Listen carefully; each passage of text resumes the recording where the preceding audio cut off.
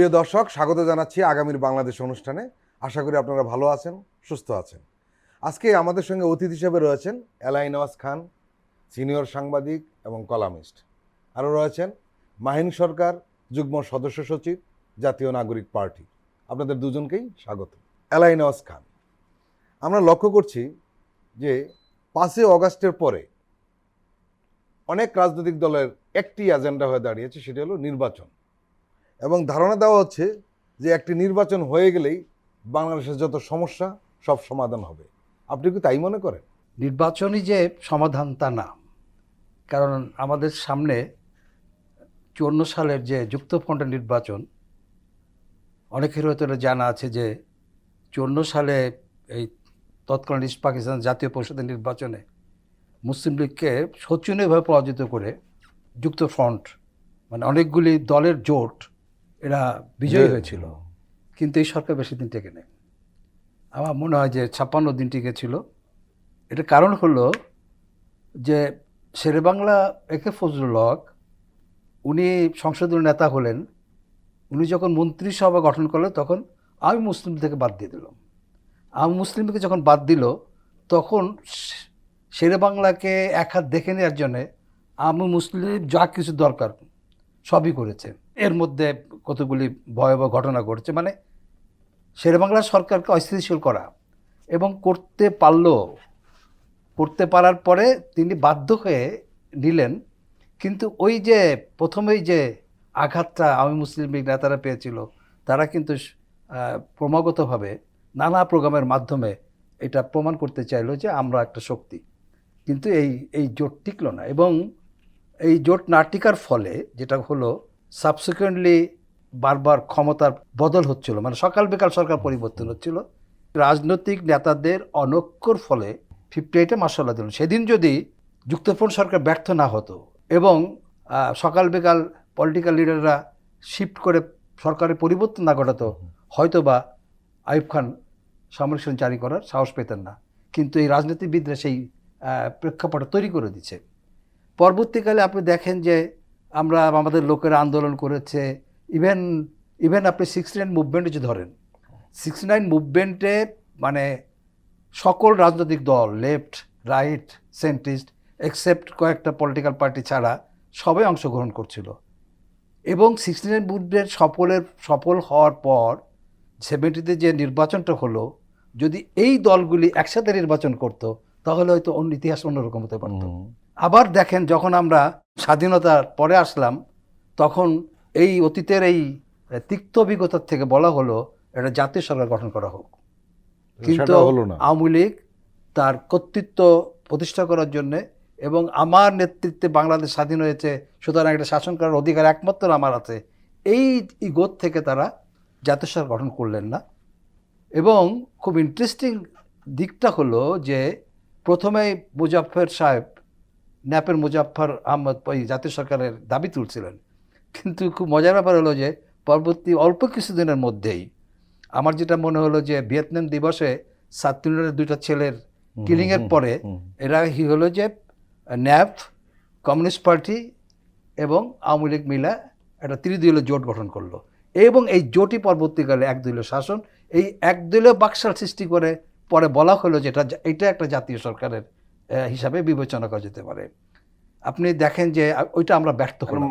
মাঝখানে আবার 73 এক ইলেকশন, তো ওটা তো একটা মানে এই ইলেকশনের কোনো মানে এইটাই প্রথম ইলেকশন যে ইলেকশনে আপনি ধরেন যে আমার পরিষ্কার মনে আছে যে ওই ইলেকশনটা এমন হয়েছিল যে কেরানীগঞ্জের যে সিটটা ছিল, নির্বাচন শেষ হওয়ার মনে হয় যে 20 কি 30 মিনিটের মধ্যে রেজাল্ট ঘোষণা হয়ে গেছিল।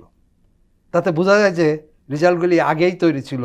এই যে আমাদের রাজনীতিবিদদের ঐক্যবদ্ধ না হওয়ার যে অবস্থা, সেটা এখন যদি ধরি যে এই যে 71-এ যেটা আমরা পারি নাই, এই 24-এর যে বিপ্লব, যে ছাত্র জনতার যে বিপ্লব, দুঃখজনকভাবে হলো আমি লক্ষ্য করছি যে এবারও আমরা রাজনৈতিক দল এবং সবাই মিলে কিন্তু এখানে কিন্তু পার্টিকুলার কোনো দলকে কিন্তু আমি এই করছি না, মানে আক্রমণ করার কথা বলছি না, ব্যক্তিকেও না। আমাদের ন্যাচারের মধ্যে মনে একটা হয়ে গেছে যে একটা ঐক্যবদ্ধভাবে একটা জাতীয় একটা জোট সরকার গঠন করা, বা জাতীয় সরকার গঠন করার এই মানসিকতা আমাদের মধ্যে নাই। এবং যিনি একটু বড় রাজনৈতিক দল, তিনি মনে করেন যে আমারই একক কর্তৃত্বে এগুলি চলবে। এই যে রাজনৈতিক দলগুলির যে কর্তৃত্ববাদিতা, মানে আমার নেতৃত্বেই সরকার হবে, এটা যেমন এখানে মেজর পার্টি হলো তিনটা। এখানে এখন যেটা দাঁড়াচ্ছে সেটা হলো যে বিএনপি, জামাত জামাত ইসলাম এবং এই জাতীয় নবগঠিত জাতীয় নাগরিক পার্টি। পার্টি, এই তিনটা হলো এখন মেজর পার্টি। যদিও জাতীয় নাগরিক পার্টি ইনিশিয়াল এদের সাংগঠনিক কাঠামোগুলি হতে আরও সময় লাগবে, কিন্তু একটা ফোর্স হিসাবে, কারণ এরা মানিক মেভিনুতে একটা বিশাল সমাবেশের মাধ্যমে এই দলটা লঞ্চ করেছে, এটা শুরু করেছে। সুতরাং সমাজে এই একটা ফোর্স হিসাবে সে দাঁড়িয়ে গেছে।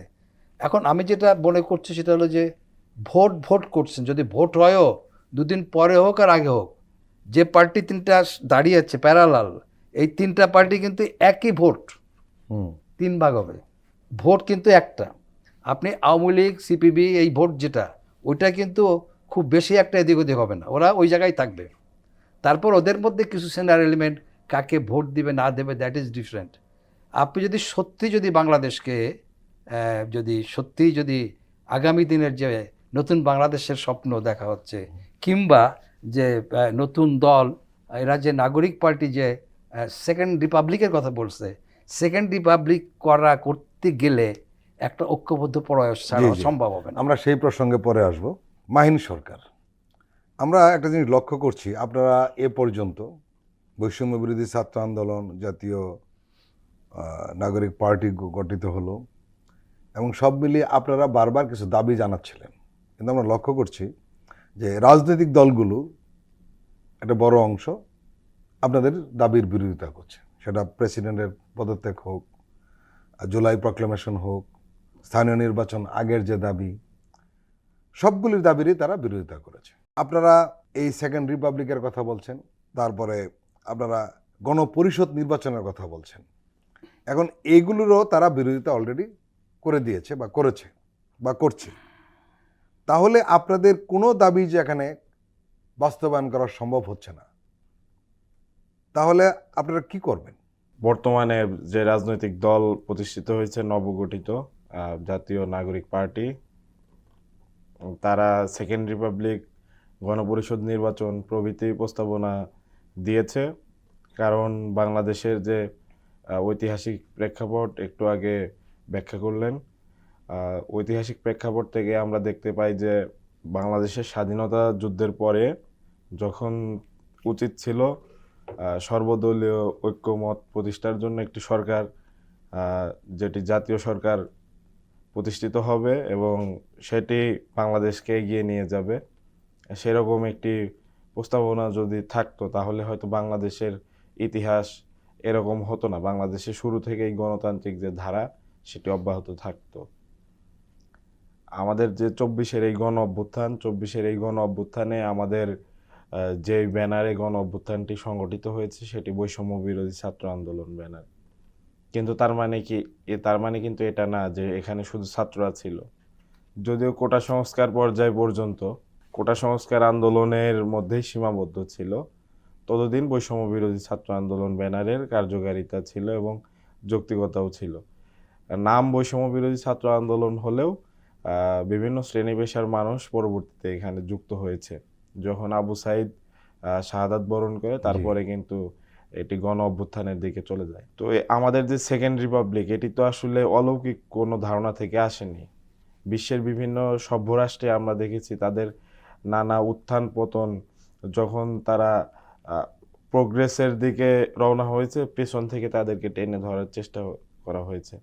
তো রাজনৈতিক দলগুলোর যে বিভিন্ন সময় ঐতিহাসিক ভুল বা দলের ঊর্ধ্বে দেশের জন্য নিজেদেরকে বিলিয়ে দেওয়ার মানসিকতা, এই জায়গায় পৌঁছাতে না পারার কারণে বাংলাদেশ কিন্তু বারবার পিছিয়ে গেছে।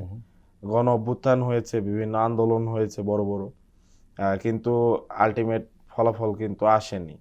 সেই জায়গা থেকে আমাদের যে নতুন রাজনৈতিক দল, এই নতুন রাজনৈতিক দল বাংলাদেশের যে ঐতিহাসিক রাজনৈতিক ভুল সিদ্ধান্তগুলো ছিল সেগুলোকে কিন্তু মার্ক করেছে, এর উপরে হোমওয়ার্ক করেছে, এবং তারা বলছে যে বাংলাদেশের সেকেন্ড রিপাবলিক দরকার। এবং তার আগেই আমরা দাবি করেছিলাম যে জুলাই ঘোষণাপত্র লাগবে। আপনি দেখুন এখানে জুলাই ঘোষণাপত্র, জুলাই বিপ্লবের ঘোষণাপত্র, এটি বাংলাদেশের মোটামুটি সব মানুষই চায়, সবাই এর পক্ষেই আছে।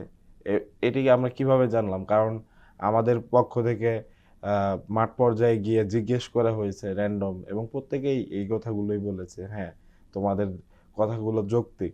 তো সেই জায়গা থেকে আমাদের কিন্তু 5 আগস্টের পরে প্রস্তাবনা ছিল যে বিপ্লবী সরকার যেহেতু গঠন সম্ভব হচ্ছে না, তাহলে একটি জাতীয় ঐক্যমতের সরকার বা জাতীয় সরকার গঠন হোক। সেখানেও কিন্তু রাজনৈতিক দলগুলো ভেটো দিয়েছে। তো এরকম যদি হয়, এবং দিন শেষে তারা কি করেছে যে ছাত্রদের 2 জন প্রতিনিধি বা গণ অভ্যুত্থানের 2 জন ব্যক্তি বা 3 জন গণ অভ্যুত্থানে যারা সামনে সারিতে নেতৃত্ব দিয়েছে, তাদের 3 জন যখন সরকারে গিয়েছে, পুরো উপদেষ্টা পরিষদের মধ্যে মাত্র 3 জন যাওয়ার পরেও বলেছে এই সরকার হলো শুধু ছাত্রদের সরকার। মানে ছাত্রদেরকে জনগণ থেকে বিচ্ছিন্ন করার যে একটা প্রক্রিয়া বা বিচ্ছিন্ন করার জন্য যা যা করা, এটি কিন্তু রাজনৈতিক দলগুলোর তরফ থেকেই করা হয়েছে। অথচ এই গণ অভ্যুত্থানের কিন্তু নেতৃত্ব দানকারী যে গোষ্ঠী, সেটি হলো ছাত্ররা। তো সেই জায়গা থেকে বারবার আমাদেরকে আলাদা করার চেষ্টা করা হয়েছে, এবং যারা সেখানে কাজ করেছে তাদেরকেও নানাভাবে বিতর্কিত করার চেষ্টা করা হয়েছে, এগুলোও রাজনৈতিক দলগুলোর তরফ থেকে। এটি আসলে জাতীয় ঐক্যের জন্য আমরা মনে করি হুমকি স্বরূপ। আমরা বরাবরই বলে আসছি, এমনকি এনসিপির প্রতিষ্ঠার দিনে নাহিদ ইসলাম বলেছেন কিন্তু দ্ব্যর্থহীন কণ্ঠে যে আমরা বাংলাদেশকে আর কখনো বিভাজিত হতে দেব না। আমাদের রাজনৈতিক দলের কিন্তু মূল লক্ষ্য এটি। কারণ আমরা যদি ঐক্যবদ্ধ না থাকতে পারি, বাংলাদেশের উপরে যে ক্রমাগত হুমকি আসছে বহিঃশক্তিগুলোর কাছ থেকে, বাংলাদেশ কিন্তু সেগুলো সামাল দিতে পারবে না। এবং বিভিন্ন সময় বিভিন্ন ঘটনায় আমরা কিন্তু 5 আগস্টের পর থেকে আমরা দেখতে পাচ্ছি সেগুলোর অল্প অল্প কিছু প্রতিফলন। তো এগুলো যেন বড় আকার ধারণ না করে, সেই জন্যই আমাদের রাজনৈতিক এই দলটির প্রতিষ্ঠা। এবং আমরা মনে করি যে রাজনৈতিক যে অন্যান্য দলগুলো আছে, তাদের দেশের স্বার্থে আসলে এক থাকা উচিত, এবং ঘন ঘন আমাদের আলোচনায়ও বসা উচিত। তা না হলে বাংলাদেশের যে অতীত আছে, অতীত রাজনৈতিক ইতিহাস, সেখানে বারবার মানুষ জীবন দিয়েছে, বারবার রাস্তায় নেমেছে, গণ অভ্যুত্থানও হয়েছে, কিন্তু আলটিমেট ফলাফল আসেনি। তো আমরা মনে করি যে সেকেন্ড রিপাবলিক হোক, গণপরিষদ নির্বাচন হোক, এগুলো জনগণের দাবি যেহেতু, সেহেতু অন্যান্য রাজনৈতিক দলেরও আসা উচিত, এগিয়ে আসা উচিত, এবং মানুষের যে আকাঙ্ক্ষা, সেই আকাঙ্ক্ষা বাস্তবায়ন। প্রশ্ন হলো যে আসা উচিত আপনি বলছেন, কিন্তু তারা আসবে কি?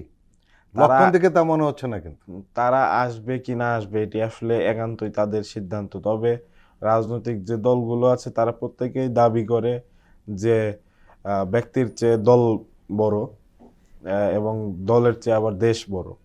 তো দলের চেয়ে যদি দেশ বড় হয়, তাহলে অবশ্যই আমরা মনে করি যে আসা উচিত। এলাহি নওয়াজ খান, দুটো বিষয়ে মানুষের কিন্তু আকাঙ্ক্ষাটা চূড়ান্ত। একটি হলো যে এই গণহত্যার সাথে যারা জড়িত তাদের বিচার হোক, এবং দ্রুত বিচার হোক। একই সঙ্গে কোনো কিছু না করেই, কোনো ধরনের পরিবর্তন বা সংস্কার অথবা পুনর্গঠন না করেই আবার একটা নির্বাচন হোক, আবার একটা দল বদলের, সরকার বদলের একটা ঘটনা ঘটুক, এটা কিন্তু মানুষ চাচ্ছে না। মানুষ চাচ্ছে গণতান্ত্রিকভাবে নির্বাচিত সরকার আসুক, কিন্তু এর আগে সংস্কার আসুক।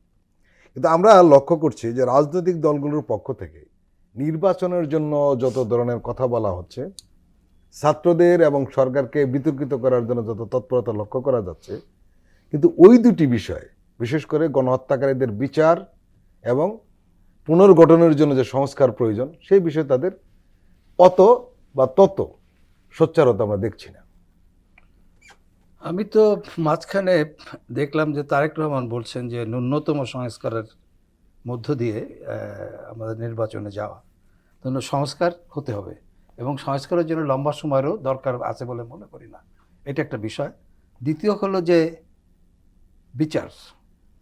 বিচারের ব্যাপারে তো আমি দেখছি যে কোনো পক্ষ থেকেই সুস্পষ্ট বক্তব্য লক্ষ্য করছি না।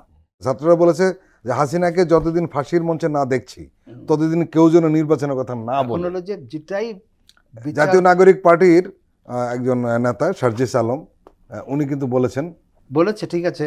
আমি যেটা বলতে চাচ্ছি যে জাতীয় রাজনীতিকে, যেটা ওই যে আমি আগেই যেটা উল্লেখ করেছি যে অনৈক্য এখনো একই জিনিস লক্ষ্য করছি। তা এই অনৈক্য থাকলে বিচার টিচার এগুলি আর হবে না, এই ব্যাপারে মোটামুটি বোঝা যায় এবং কেউ বিচার চায় না। এখানে কায়েমি স্বার্থের একটা ব্যাপার আছে যেটা রাষ্ট্রের সঙ্গে ওতপ্রোতভাবে জড়িত। এই কায়েমি স্বার্থের জন্য অতীতে অনেক বড় বড় ঘটনা হয় নাই। আর একটা হলো যে ছাত্ররা আন্দোলন করছে সবসময়, কিন্তু আলটিমেটলি ছাত্রদের আন্দোলন পলিটিক্যাল লিডাররা নিয়ে গেছে সবসময়। যতগুলি মুভমেন্ট বাংলাদেশে হয়েছে, এবার একটু ব্যতিক্রম হয়েছে ভাষা আর কি। আন্দোলন থেকে আরম্ভ জি, জি। করে সবগুলি আন্দোলন, 62 মুভমেন্ট, কিন্তু এবার একটু আলাদা না, কিছুটা আলাদা মানে কারণ তারা রাজনৈতিক দল গঠন আলাদা মানে করেছে। তারা একটা পলিটিক্যাল পার্টি গঠন জি। করছে। আমাদের কাছাকাছি এরকম একটা ছাত্র মুভমেন্টের মাধ্যমে রাজনৈতিক দল গঠন হয়েছিল আসামে। আসামে, জি আসামে কিন্তু হ্যাঁ হয়েছিল। মূলত একটা ছাত্র মুভমেন্টের ফলে যে একটা বড় ধরনের চেঞ্জ, প্রফুল্ল ছিল ওদের নেতা। প্রফুল্ল ছিল নেতা, হ্যাঁ, একটা দল গঠন হয়েছিল। আবার খুব কাছাকাছি বাংলাদেশে একটা মুভমেন্ট সফল হওয়ার জন্য গঠন। এখন এই বিষয়টা যারা অন্তর্বর্তীকালীন সরকার, যারা আমি মনে করি যে দ্বিতীয় মহাযুদ্ধের পরে যে ইয়েতে যে বিচারটা হয়েছিল, হিটলারের যে বিচারটা হয়েছিল ইংরেজদের, কি বলে, নাৎসিদের যে বিচার হয়েছিল, 1 বছরের বেশি সময় লাগে না কিন্তু সে বিচারের রায় হতে। হ্যাঁ, সুতরাং লম্বা সময় তো এখানে দরকার আছে। সব ডকুমেন্ট রয়েছে, ভিডিও রয়েছে। এবং ওখানেও যে ইয়েতে বলে নুরেনবার্গে যে বিচার হয়েছিল সেটা কিন্তু 1 বছরের মধ্যে, 1 বছর না, মনে হয় 11 মাসের মধ্যে কিন্তু রায় বেরিয়ে গিয়েছিল। সুতরাং বিচার মানে যে বছরের পর বছর, অনেক ক্ষেত্রে বা সেটা হয়েছে, রোয়ান্ডার ক্ষেত্রে লম্বা সময় লেগেছে, কিন্তু সব ক্ষেত্রে যে একটু লম্বা সময় লাগবে আমি মনে করি না। মানে বিচার করতে হবে, তার মানে এটা বছর চলবে, নট দ্যাট একটা সময় যে আমাকে ইলেকশনে যেতেই হবে।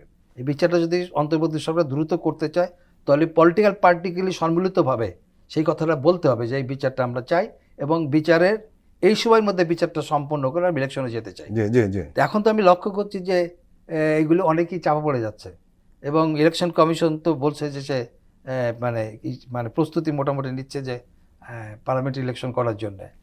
এখন এই বিচার যদি না হয়, সেকেন্ড রিপাবলিক ধারণা আসছে ফ্রান্স রেভলিউশনের পর থেকে, এবং আপনারা জানা আছে এখন কিন্তু ফ্রান্সে যেটা 5th রিপাবলিক চলছে।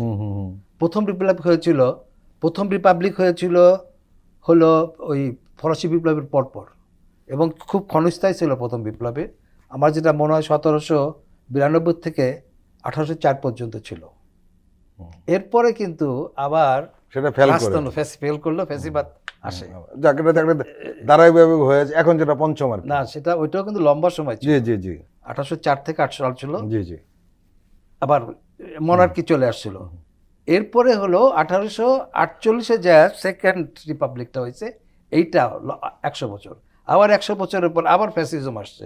সুতরাং সব কিছু যে চিরস্থায়ী হবে এমন কোনো কাহিনী নাই। তবে আমরা যেটা চাই সেটা হলো একটা ঐক্যবদ্ধ সরকার এবং এই সরকার না হওয়া পর্যন্ত, এই ধরনের চিন্তা ধারণাটা মানুষের মধ্যে না আসা পর্যন্ত আপনি কোনো অবস্থাতে বিচার বলেন, যাই বলেন, কোনো কিছুই করা সম্ভব হবে না। প্রিয় দর্শক, আমরা এখন একটি বিরতি নিচ্ছি, আপনারা আমাদের সঙ্গেই থাকুন।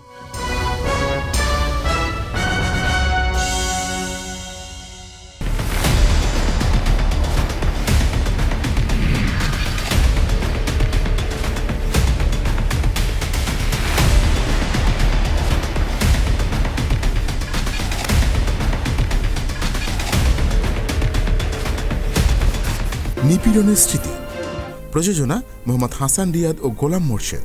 দেখবেন প্রতি শুক্র ও শনিবার সন্ধ্যা 7টায়।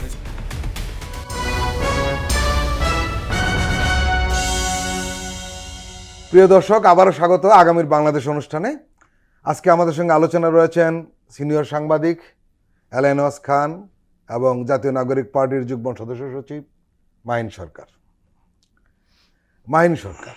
আমরা একটা জিনিস লক্ষ্য করছি যে এই জুলাই গণ অভ্যুত্থানের চেতনাকে বা আকাঙ্ক্ষাকে বাস্তবায়নের জন্য অন্তর্বর্তীকালীন সরকার নিজে কোনো উদ্যোগ নিতে চাচ্ছে না।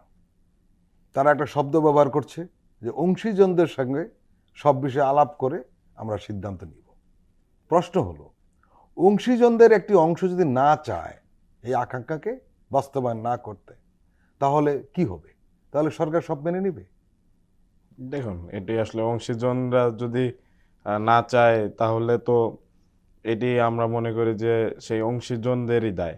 কিন্তু সরকারের কোনো দায়িত্ব নেই। আর সরকারের অবশ্যই দায় আছে। সরকারের দায় আছে বলেই গণ অভ্যুত্থানের পরবর্তী সময় তাদের বিভিন্ন যে সাময়িক ভুল সিদ্ধান্ত যদি হয়ে থাকে, ছাত্ররা কিন্তু প্রতিবাদ করেছে। তো তাদের অবশ্যই দায় আছে।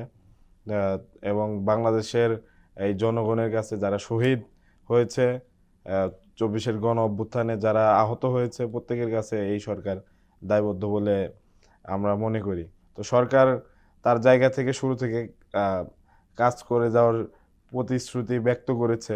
আমরা দেখেছি যে 5 আগস্টের পরেই দু একটি রাজনৈতিক দল 5 আগস্টের পরই তারা শুরু করেছে যে না, আমাদের নির্বাচন দিতে হবে। 8 আগস্ট শপথ অনুষ্ঠান হয়েছে।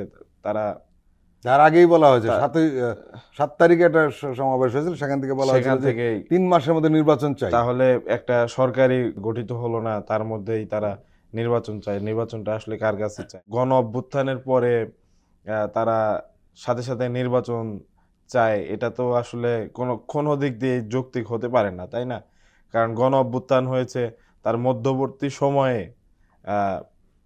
পূর্বের যে সরকার ছিল তাদের সময়ের যে অবকাঠামোগতভাবে বাংলাদেশ রাষ্ট্রের যে ক্ষতিগুলো হয়েছে সেগুলো তো পুনর্গঠন করতে হবে।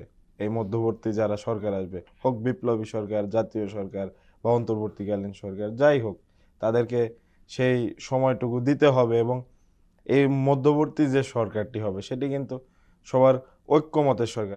আমার প্রশ্ন হলো সেই সমস্ত রাজনৈতিক দলের প্রতি যে বিভিন্ন ইস্যুতে আপনারা সরকারকে যে যখন বিতর্কিত করার চেষ্টা করছেন, তখন ওই সময় কেন প্রশ্নটা তোলেননি? কিন্তু আমরা তো এটাও জানি যে যত উপদেষ্টা হয়েছেন ওই সময় সবকিছু হয়েছে কিন্তু রাজনৈতিক দলগুলো অনুমোদন সাপেক্ষে। অবশ্যই। কিন্তু এখন তারা অনেক কিছু বলছে যে না, তারা আসলে এই উপদেশটা কিভাবে নিয়োগকৃত হলো, এই উপদেশটা কিভাবে গেল, এটা বলে লাভ নেই। তো কারণ আমরা জানি, সবাই জানে যে তাদের তো অনুমোদন ছিল। তাদের অনুমোদন ছিল বিধায়ী কিন্তু উপদেষ্টারা নিয়োগকৃত হয়েছেন। এইখানে সরকার এবং রাজনৈতিক দলগুলোর মধ্যে যদি কোনো ইস্যুতে এরকম পিলো পাসিং গেম চলতে থাকে, তাহলে তো আমরা সেই পূর্বের চিত্রতেই ফেরত যাব। জি, তো মানুষের যে ন্যায্য অধিকার, ন্যায্য দাবি দেওয়া, এগুলো পূরণ হতে হবে। ফ্যাসিস্ট হাসিনা তার বিচার হতে হবে এবং এই সরকারের উপর দায়িত্ব তার বিচার করা। একটু আগে উদাহরণ দিলেন যে 1 বছরের মধ্যে নুরেমবার্গ ট্রায়াল সেটা সফল হয়েছে, সেটি সম্পন্ন করা হয়েছে বিচার কার্য। তো সেখানে কিন্তু যতগুলো অংশীজন ছিল, অংশী দেশ বলবো, সেই মিত্র পক্ষে যারা ছিল, সব দেশ কিন্তু তাদের প্রপার ডকুমেন্টস সবকিছু দ্রুত সরবরাহ করেছে এবং তার প্রেক্ষিতে বিচার প্রক্রিয়া ত্বরান্বিত হয়েছে। বর্তমানে আন্তর্জাতিক অপরাধ ট্রাইব্যুনাল যেখানে আছে, আপনারা গিয়ে একটু খোঁজ নিন যে সেখানে কি অবস্থা।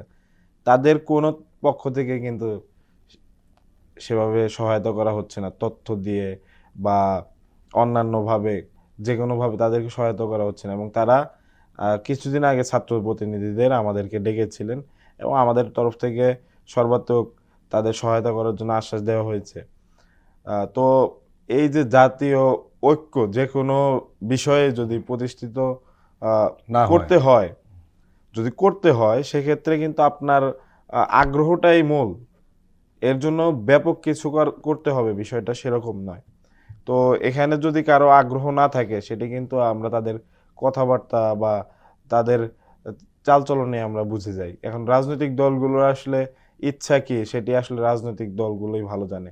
নির্বাচন তো দিতেই হবে। এই অন্তর্বর্তীকালীন সরকারের অন্যতম এজেন্ডা বা জনগণের এর প্রতি ম্যান্ডেট, সেটা হলো নির্বাচন, সুষ্ঠু নির্বাচন। জনগণ দীর্ঘকাল যাবৎ একটি সুষ্ঠু নির্বাচন পায় না। নির্বাচন তো দিতেই হবে এবং হবেই। সেক্ষেত্রে নির্বাচনের পূর্বে লেভেল প্লেইং ফিল্ড তৈরি করার জন্য তো সময়টুকু প্রয়োজন। আপনারা জানেন পুলিশ প্রশাসন পরিপূর্ণভাবে এখনো একেবারেই। অ্যাক্টিভ না। তো এই ভঙ্গুর পুলিশ প্রশাসন বা এদের কাঠামো দিয়ে আপনি কি সুষ্ঠু নির্বাচন আদৌ দিতে পারবেন কিনা, যেখানে পুলিশ প্রশাসন ব্যর্থতার পরিচয় দিয়েছে বিধায়ী হয়তো এই যুক্তিতেই আর্মি কিন্তু তার ম্যাজিস্ট্রেসি পাওয়ার দিতে হয়েছে, দিতে কিন্তু হয়েছে। আর্মিও ফেল করেছে। এইরকম একটি পরিস্থিতিতে সুষ্ঠু নির্বাচন কিভাবে হবে, এই প্রশ্নটি একবারও কি রাজনৈতিক দলগুলো করেছে? তো সরকার থেকে কোনো স্পষ্ট বক্তব্য আসে না কেন? যে সরকার- আমি এই করব, জনগণ আমাকে ম্যান্ডেট দিয়েছে, এইগুলো করে আমি নির্বাচন করব। সরকার থেকে কেন স্পষ্ট বক্তব্য আসছে না? প্রথমত সেটি সরকারের যারা উপদেষ্টা আছেন তারা ভালো বলতে পারবেন।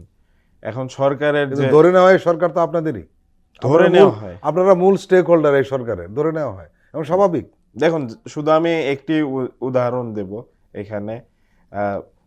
মাত্র 3 দিন আগে একটি সিদ্ধান্ত হয়েছে, সেই সিদ্ধান্ত জুলাই অভ্যুত্থানে যারা আহত এবং জি, জি। শহীদ তাদের পরিবার এবং সেই সদস্যদের জন্য একটি কোটা থাকবে 5% চাকরির পরীক্ষায়, তো তাদের সন্তান তাদের পরিবারের জন্য। তো এই যে কোটা, এই কোটা বিরোধী মুভমেন্ট কিন্তু গণ অভ্যুত্থান রূপ নিয়েছে। তো এই সিদ্ধান্ত নেওয়ার আগে অন্তত ছাত্র উপদেষ্টাদের সাথে একবার বসার কথা ছিল, বা জনগণ যখন এই সিদ্ধান্ত সরকারের কাছ থেকে জেনেছে তখন কিন্তু মনে করেছে যে এটি হয়তো ছাত্র উপদেষ্টাদের সম্মতিতেই হয়েছে। কিন্তু পরবর্তীতে আমরা দেখলাম যে না, এগুলো ছাত্র উপদেষ্টা জানেনই না। সেটাকে বিতর্কিত করার জন্য এখানে ভেতর থেকে আমলারা বা অন্য কেউ কোনোভাবে বিতর্কিত করার চেষ্টা করছে কিনা এটা তো আমরা জানি না। বিতর্কিত করার জন্যই হয়তো এই কাজটি করা হয়েছে। তো এটি হলো একটি উদাহরণ মাত্র যে এই সরকারের উপরে বলা হচ্ছে যে সবচাইতে বড় স্টেক হোল্ডার আমরা, কিন্তু বাস্তবে কিন্তু আমরা তার প্রতিফলন দেখছেন না। দেখতে পাচ্ছি না। বিভিন্ন জি। রাজনৈতিক প্রভাবই আমরা বেশি দেখতে পাচ্ছি। এলাই নমস্কার। মাহিন সরকারকে যে প্রশ্নটি আমি করেছিলাম সেটি আপনাকে করতে চাই। সেটি হলো যে এই সরকারের ম্যান্ডেট নিয়ে কেউ কেউ প্রশ্ন ওঠায়। আমরা দেখি দিল্লি থেকে প্রশ্ন ওঠায়, ভারতীয় সেনাপ্রধান প্রশ্ন ওঠায়। আমাদের দেশে কিছু কিছু রাজনৈতিক দলের নেতারা একই প্রশ্ন করে, তাদের কথার সুর, শব্দচয়ন একই। কিন্তু আমরা সবাই জানি যে এই সরকারের মতো ম্যান্ডেট নিয়ে অতীতে বাংলাদেশে আর কোনো সরকার আসেনি। আমার প্রশ্ন হলো যদি তাই হয় তাহলে এই সরকারের আচরণ অনেকটা কেয়ারটেকার সরকারের মতো। এটা অন্তর্বর্তীকালীন সরকার বিশাল ম্যান্ডেট নিয়ে এসছে সেরকম মনে হয় না। যার কারণে আমরা লক্ষ্য করছি যে নিজেরা কোনো সিদ্ধান্ত পৌঁছতে পারছে না। তারা মনে করে রাজনৈতিক দলগুলোর সিদ্ধান্ত নিয়েই তারা সিদ্ধান্ত নেবে, কিন্তু কিছু কিছু বিষয় তো মৌলিক বিষয় নিতেই হবে, যেমন সংস্কারের প্রসঙ্গে, বিচারের প্রসঙ্গে, জুলাই প্রক্লেমেশনের প্রসঙ্গে। কারণ হলো যে এই সরকারের কাছে মানুষ এটাই প্রত্যাশা করে। এখন রাজনৈতিক দলগুলোর চিন্তা চেতনায় যদি এই সরকার বাস্তবায়ন করতে চায় তাহলে এই সরকারের আলাদা বৈশিষ্ট্য থাকলো কোথায়? এই সরকারটা যখন প্রতিষ্ঠিত জি। হয়েছে, একটা বাংলাদেশের সাথে সব থেকে কঠিন সময়ে এই সরকার প্রতিষ্ঠিত হয়েছে। এবং আপনি এরা লক্ষ্য করবেন যে মানে বেশ কয়েকদিন, প্রায় 8-10 দিনের মতন হবে কিংবা তার থেকে বেশি হতে পারে, একটা মানে চরম সরকারবিহীন দেশ তখন, এবং পুলিশ প্রশাসন অলমোস্ট ভেঙে পড়েছে। মানে এইরকম একটা সিচুয়েশনে এই সরকার দায়িত্ব নিয়েছে। এই সরকার না বিপ্লবী সরকার, না তত্ত্বাবধায়ক সরকার। আমাদের জনগণের কাছে দুইটা ধারণা আছে। একটা হলো দেশে যখন খুব কঠিন পরিস্থিতি হয়, আমরা কয়েকবার দেখেছি যে সামরিক হস্তক্ষেপ ঘটেছে, বাট দ্যাট ইজ মার্শাল্লাহ এসছে, এটা একটা পরিবর্তন আমাদের চোখের সামনে আছে। আর একটা পরিবর্তন ইরশাদের পরে আমাদের ধারণার মধ্যে আছে তত্ত্বাবধায়ক সরকার। আমরা সরকার বলতেই, এবং এই সরকারকে পলিটিশিয়ানরা ভুল করেছে একটা জায়গায়, সেটা হলো তত্ত্বাবধায়ক সরকার ভাবা শুরু করেছে, যে কারণে বারবার ইলেকশন, কিন্তু এটা তত্ত্বাবধায়ক সরকার ছিল না, এটা রেভলিউশন সরকার। দুর্বলতা হলো যে আপনি 15 বছরে প্রশাসনের মধ্যে যারা এই ফ্যাসিবাদকে লালন করেছে, সহায়তা করেছে, তারা অটুট ছিল। তারা যখন ক্ষমতা এসছে, পুলিশ তখন চরম একটা খারাপ অবস্থায়, থানাগুলো আপনার ডিজার্টেড, থানায় কোনো লোক নাই, বাংলাদেশের গ্রাম পর্যন্ত থানাগুলি লোক নাই। এইরকম একটা কঠিন সিচুয়েশনে এরা ক্ষমতা এসছে, এবং ক্ষমতা এসে আস্তে আস্তে তারা কিন্তু তাদের অবস্থানটাকে শক্তিশালী করেছে। এবং একটা অংশীজন যেহেতু বলেছেন, অংশীজনের ধারণাটা আছে বলেই প্রধান উপদেষ্টার নেতৃত্বে জাতীয় ঐক্যমত্যের কমিশন কিন্তু হয়েছে। জাতীয় ঐক্যমত্যের কমিশনটাই হলো যে একটা ঐক্যবদ্ধ প্রয়াস নেওয়া এই সরকারের পিছনে প্রত্যেকটা, এবং একাধিকবার জাতীয় নেতা দেশে বসছেন, তাদের কথা শুনছেন, তারা ম্যান্ডেট দিয়েছেন। তিনি একটা ইন্টারভিউতে বলেছেন যে পলিটিক্যাল লিডার যখন আমার সাথে বসেন সব কিছু তারা সম্মতি দেন, কিন্তু যখন চলে যান তখন তারা অন্য কথা বলেন। কারণ ওই পলিটিক্যাল লোকেরা রাজনীতির বাইরে যেতে পারে না, তাদের রাজনীতি মানে প্রথাগত রাজনৈতিক তৎপরতার বাইরে, যেহেতু এটা রেভলিউশনারি অবস্থা তৈরি হয় নাই, সে কারণে পলিটিশিয়ানরা। আর একটা হলো যে যেসব রাজনীতি বা স্পেশালি বিএনপির কথা যদি বলা হয়, বিএনপি 15 বছর সব থেকে মানে কি বলে যে নিপীড়িত নির্যাতিত। আমার যতটুকু জানা আছে যে বিএনপির নেতাকর্মীরা প্রায় 36 লাখ মামলা খেয়েছে, এবং তাদের কাছে একটা নির্বাচন এবং সরকার গঠন এবং কর্তৃত্ব প্রতিষ্ঠা সমঝা, এটা মনে হচ্ছে আর তর সচ্চনের একটা ব্যাপার চলে গেছে। কিন্তু আমি যেটা বারবার ইমফ্যাসিস দিচ্ছি ভাই, সেটা হলো যে প্রধান উপদেষ্টা যে ঐক্যমত্যের কমিশন যেটা গঠেছেন, এই ঐক্যমত্যের ব্যাপারটা এখন যে ছাত্রদের, এখন কিন্তু ছাত্ররা অন্য কোনো রাজনৈতিক দলকে পলিটিশিয়ান বলতে পারবে না, তাদেরকে বলতে হবে যে আসেন আমরা ঐক্যমত্যে পৌঁছাই, কারণ ওটা অলরেডি একটা রাজনৈতিক দল হয়ে গেছে, তারাও রাজনীতিবিদ হয়ে গেছেন।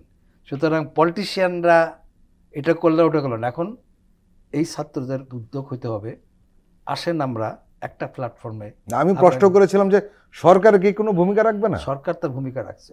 সরকারকে আপনি, সরকার তো এটা নির্বাচিত সরকার না, এবং এদের নির্বাচিত সরকারের চেয়ে শক্তিশালী তো নাকি? নির্বাচিত সরকারের হয় কি, কনস্টিটিউশনাল ফ্রেমের মধ্যে যখন ঘটে তখন স্ট্রেংথটা অন্যরকম থাকে। আর যেহেতু যে বিপ্লবী সরকার বলছি, অ্যাকচুয়ালি এটা বিপ্লবী সরকার হয় না, এটা বিপ্লবী সরকার ম্যান্ডেট তো বেশি, হ্যাঁ জনসমর্থন ছিল, তাহলে কিন্তু যে অর্থে বিপ্লবী সরকার হয় দেশে দেশে হয়েছে, সেই অর্থে এটা বিপ্লবী সরকার ছিল না এটা। সুতরাং না বিপ্লবী না তত্ত্বাবধানের একটা অবস্থানটা ছিল। আমি মনে করি যে এই সরকারের উপরে দোষ চাপায়া, কারণ এরা অত্যন্ত কঠিন সময়ে এই চ্যালেঞ্জটাকে নিয়েছে। আচ্ছা, আমি এই ফাঁকে আরেকটা প্রশ্ন আপনাকে করি। আমরা লক্ষ্য করছি যে এই সরকারকে বিতর্কিত করার জন্য, এই সরকার একটি অযোগ্য সরকার এটাকে প্রমাণ করার জন্য, এবং এই ছাত্রদের উপরে নানান ধরনের ব্লেম আনার জন্য অনেকে তৎপরতায় নেমেছেন। এদের উদ্দেশ্যটা কি? এটা তো হতেই পারে, কারণ এই কারণে হতে পারে অনেকেই মনে করেছিল ছাত্ররা তাদের সাথে একীভূত হবে, সেটা যেই পার্টি হোক না কেন, আমি কোনো দলের নাম করছি না। সুতরাং ছাত্রদের এই রাজনৈতিক সংগঠন, আমি যেটা আমার প্রথম দিকে যেটা বলার চেষ্টা করেছি, আপনি লিখবেন যে আমার ভোট কিন্তু একটাই, এই ছাত্ররা তো ভাগ বসিয়ে দিয়েছে। আমার যদি মনে করেন আমার এনটি আওয়ামী লীগ 60% ভোট আছে, এই ভোটের মধ্যে এখন এটার মধ্যে বিএনপি আছে, এটার মধ্যে জামাত আছে, এটার মধ্যে ছাত্ররা আছে, আরও ছোট ছোট আছে। তা এখন এই ভাগাভাগিতে কে কোন দিকে চলে যাবে, এটা কিন্তু একটা কঠিন একটা সমীকরণ সামনে এসে গেছে। এটা ছাত্রদের ভাবতে হবে, ছাত্রদের ভাবতে হবে যে এই যে ভোটের যে হিসাবের মধ্যে আমি কতটুকু পেনিট্রেট করতে পারবো, আমাকে তো বিজয়ী হইতে হবে। সুতরাং আমি যদি সত্যি সেকেন্ড রিপাবলিক করতে চাই, সেকেন্ড রিপাবলিক যদি করতে চাই, আচ্ছা সেকেন্ড রিপাবলিক মানে কি, অতীতের মানে প্রশাসনের যে ধ্বংসস্তূপের নতুন একটা রাষ্ট্রকে দেখা, নতুন একটা রাষ্ট্র সৃষ্টি করা, সেই নতুন রাষ্ট্র করতে গেলে ঠিক আছে, ছাত্রদের ব্যাপারে যেহেতু একটা ভাগ বসিয়েছে আপনি বললেন, না আমি বললাম যে কিন্তু সরকারকে বিতর্কিত করার মানে কি? সরকারকে বিতর্কিত করার কেউ কেউ করার চেষ্টা করছে, এবং এর কোনো লাভ আছে বলে মনে হয় না। আমরা হয়তো এই সরকারকে বিতর্কিত করতে কে চাচ্ছে, কিভাবে চাচ্ছে, আমি তো অত বিতর্ক দেখি না। গদ বাঁধায় কিছু কথাটা বলে, কিন্তু সরকারকে তো সহায়তা করছে সবাই, মানে সরকারের বিরুদ্ধে অবস্থান নিচ্ছে, মিটিং করেছে। তবে প্রফেসর ইউনূস সরকারের কিন্তু একটা সুযোগ সুবিধা রয়েছে, আরেক- সেটা হলো তার বিকল্প কিন্তু নেই, আরেকটা এবং বিকল্প জিনিস যদি হলো কিছু যে- হয় সেটা রাজনৈতিক দলগুলোর জন্য নিশ্চয়ই শুভ হবে না। আরেকটা ব্যাপার হলো যে প্রফেসর ইউনূসের আছে বলেই, প্রফেসর ইউনূসের মতন এরকম আন্তর্জাতিক ইমেজ সম্পন্ন ব্যক্তি আছে বলে এখনো কিন্তু আপনি ঠিকই আছেন। এটা আপনি সত্য কথা বলে, যেটা তা নয় কিন্তু আন্তর্জাতিক নানা চাপে কিন্তু আপনি চ্যাপ্টা হয়ে যেতেন। এটা হলো বাস্তবতা। এবং আমি যেটা মনে করি যে সমালোচনা হইলে অসুবিধা নেই, সবার মধ্যে এটা হয়েছে, মানে ব্যাপকভাবে প্রতীক্ষা হয়েছে যে এই আহতদের জন্য 5% কোটা, যে কোটার জন্য ছাত্র জীবন দিল, আবার সেই কোটা। জি জি। তা এইরকম তো কিছু ভুল হচ্ছে, এবং সমালোচনা করতে হবে সরকারের। সমালোচনা না করলে সরকার কিন্তু আপনি সরকার যে উপদেষ্টারা আছে, আপনি দেখেন না, যে- সমালোচনা করা এক জিনিস আর আমি- বিতর্কিত করা আরেক একটা জিনিস। জিনিস হলো যে সমালোচনা তো করা উচিত। না, আপনি দেখেন যে এই যে উপদেষ্টা যারা আছে, একজন ইন্ডিভিজুয়াল মিলে একটা উপদেষ্টা জি। পরিষদ হয়েছে, প্রত্যেকের ব্যক্তিত্ব এবং প্রত্যেকের নিজস্ব একটা দৃষ্টিভঙ্গি আছে। একটা পলিটিক্যাল পার্টি যেমন তার নিজস্ব আদর্শের ভিত্তিতে চিন্তাগুলি করে, এইগুলি প্রত্যেকটা ইন্ডিভিজুয়াল। এইখানে একমাত্র শিক্ষক হলো প্রফেসর ইউনূস। অন্যদের তো প্রফেসর ইউনূস আছেন বলেই, নাহলে এতগুলি ইন্ডিভিজুয়াল চিন্তার লোকেরা একটা উপদেষ্টা পরিষদ একটা দেশ চালাচ্ছে, এটা অত্যন্ত কঠিন একটা কাজ। জি, জি। কিন্তু তারা চালাচ্ছে বিকজ অফ প্রফেসর ইউনূস আছে। পলিটিশিয়ানরা একটুখানি না বিশ্বাস হয়ে উঠছে, হতি নাই, তারা কথা বলতে থাকুক, কিন্তু আমার মনে হয় যে ডক্টর ইউনূস সঠিকভাবে আগাচ্ছেন। প্রিয় দর্শক, আমরা আবার একটু বিরতি নিচ্ছি, আপনারা আমাদের সঙ্গেই থাকুন।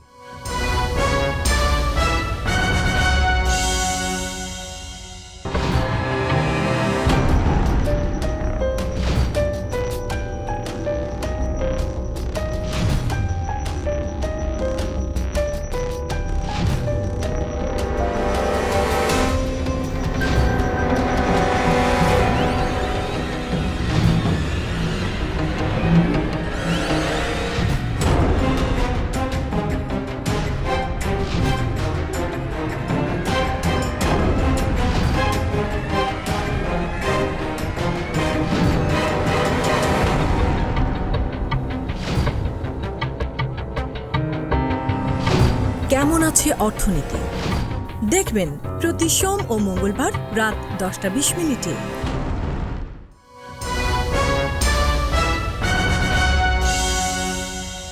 প্রিয় দর্শক, আবারও স্বাগত আগামীর বাংলাদেশ অনুষ্ঠানে। আজকে আমাদের সঙ্গে আলোচনায় রয়েছেন এলাই নওয়াজ খান ও মাহিন সরকার। মাহিন সরকার, গুম কমিশনের একটি প্রতিবেদন আপনার আগেই বের হয়েছে, এবং মঙ্গলবার ওনারা একটা সংবাদ সম্মেলন করেছিলেন, এবং সেখানে কিছু বিষয় এসছে যেগুলো খুব দুঃখজনক, আতঙ্কজনক এবং মন খারাপ করে দেওয়ার মতো ঘটনা। যেমন একটি ঘটনা ওনারা বলেছে যে 330 জনের বেঁচে থাকার সম্ভাবনা ক্ষীণ যারা গুম হয়েছে। মানে আমরা ধরে নিতে পারছি যে 330 জন আর হয়তো কোনোদিন ফিরে আসবেন না। এবং ওনারা নতুন করে আরও কিছু অভিযোগ পেয়েছেন, এবং সব মিলিয়ে 1752টি গুমের অভিযোগ পেয়েছেন তারা। এবং সেই প্রসঙ্গে আসি, এই গুমের শিকার হয়েছেন কারা? গুমের শিকার হয়েছেন বিএনপির লোকজন, হয়েছেন জামাতের লোকজন, এরাই সবচেয়ে বেশি গুমের শিকার হয়েছে। এই গুমের বিষয়েও কিন্তু তারা খুব একটা সোচ্চার না। গুমের শিকার যারা হয়েছে তাদের একটি তালিকা বিএনপির পক্ষ থেকে, আমি যদি খুব ভুল না করে থাকি, তাহলে দেওয়া হয়েছে আন্তর্জাতিক অপরাধ ট্রাইব্যুনালে, এবং বড় একটি সংখ্যা তারা ডেটাবেস হস্তান্তর করেছে, এবং আন্তর্জাতিক অপরাধ ট্রাইব্যুনালে এটি নিয়ে কাজ করতে প্রতিশ্রুতিবদ্ধ এবং আহ্বান করেছিল আসলে সব রাজনৈতিক দলের কাছে। তো তারা ডেটাবেস সংগ্রহ করেছে, কিন্তু এই যে বিচার, সেই বিচারের বিষয়ে আসলে তারা খুব বেশি সোচ্চার না। এখন এই সরকারকে আমি যতভাবেই সমালোচনা করি, যত কথাই বলি, কিন্তু এই সরকার কিন্তু সবচেয়ে নিরপেক্ষ। আমরা দেখেছি বাংলাদেশের অতীত ইতিহাস, আমরা জানি, আমরা বাংলাদেশের মানুষ আসলে কতটুকু বাক স্বাধীনতা থাকে। তো এই সরকার যদি নিরপেক্ষ না হয় তাহলে নিরপেক্ষ কে? তো যদি নিরপেক্ষ একটি বিচার ব্যবস্থা প্রতিষ্ঠা, একটি বিষয়ে নিরপেক্ষ বিচার করা, সেটি কিন্তু এই সরকার পারবে বলে আমরা মনে করি। সেক্ষেত্রে রাজনৈতিক দল বলি বা অরাজনৈতিক আপামর আমজনতা, প্রত্যেকেরই আওয়াজ তুলতে হবে এই সরকার এটি কেন করছে না, টু বি অনেস্ট, যখন একটি গভর্নমেন্ট কাজ করে রাজনৈতিক সরকারের ক্ষেত্রে, সেই রাজনৈতিক সরকার গভর্নমেন্ট কাজ করে, মাঠে কিন্তু একটি তাদের সমর্থক গোষ্ঠী কাজ করে। এই কারণে তারা তাদের মতো করে কাজগুলো কিন্তু তাদের কাঠামোবদ্ধভাবে করতে পারে। তারা নির্দিষ্ট একটা আইডিওলজিতে বিশ্বাসী থাকে। কিন্তু এই সরকারের ক্ষেত্রে আপনি খেয়াল করুন, এই সরকারের কিন্তু সেই মাঠের ফোর্সটি নেই। মাঠের ফোর্স যদি কাউকে ধরা হয় তাহলে বারবার বলা হয় যে ছাত্ররা, কিন্তু ছাত্ররা কি মাঠের ফোর্স? তারা তো পড়ালেখার টেবিলে ফেরত গেছে।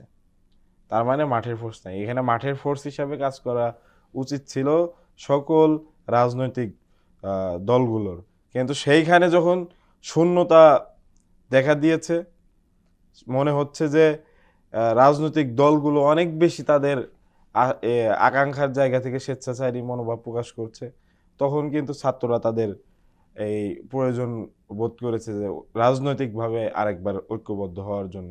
আপনি যদি অরাজনৈতিক ব্যক্তি হন, অরাজনৈতিক ব্যক্তি হয়ে কিন্তু রাজনৈতিকভাবে আহ্বান করতে পারবেন না রাজনৈতিক দলগুলোকে। সেই জায়গা থেকেও একসাথে হওয়া প্রয়োজন। তো নাহিদ ইসলাম কিন্তু বলে দিয়েছেন যে আমরা বাংলাদেশকে আর কখনো বিভাজিত হতে দেব না, এবং এটি আমাদের বর্তমান যে একটি নতুন রাজনৈতিক দল এসেছে। আরেকটি জিনিস ক্লিয়ার করি যে আমাদের এই নতুন রাজনৈতিক দল, শুধু বারবার বলা হচ্ছে ছাত্রদের রাজনৈতিক দল, এটি আসলে ছাত্ররা উদ্যোগ নিয়েছে, কিন্তু রাজনৈতিক দলটা ছাত্রদের নয়, আপামর জনসাধারণের।